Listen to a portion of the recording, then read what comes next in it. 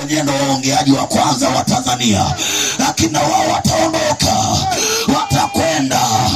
Anasema wenye kiburi kitashushwa, majivuno atashushwa, hakuna hata kimoja ambacho kitasalia. Isaya anaendelea, anasema ile siku itakapokuja watu wataiambia miamba tuangukieni. Watu wanatamani wajifiche kwenye mashimo, watu watahangaika, watakimbia kule, wataenda na kule, hakutakuwa na msaada.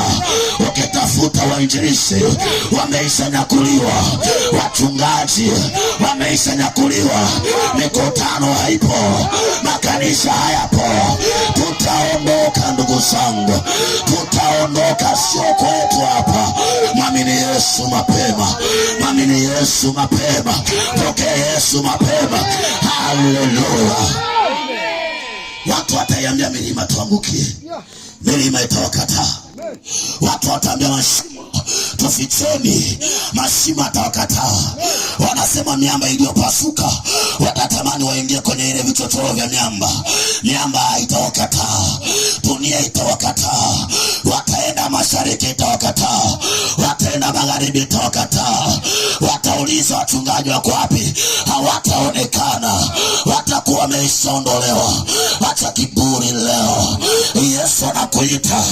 Acha kiburi leo, Yesu anakukaribisha.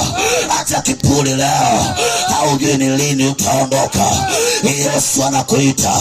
Tengeneza mapema, tengeneza maisha yako na Yesu, tengeneza ujana wako na Yesu, tengeneza ubinti na Yesu, tengeneza ubaba na Yesu, tengeneza umama na Yesu. Haujui ni lini utakwenda. Tengeneza mapema, chagua Yesu mapema. Hata siku ikija kama mwizi, uwe uko tayari, umeisha jiandaa. Tengeneza mapema. Haleluya, haleluya, haleluya. Hosea, Amos anasema kwamba ile siku watu watalitafuta neno hawataliona, watatafuta neno hawataliona, watatafuta watumishi hawatawaona.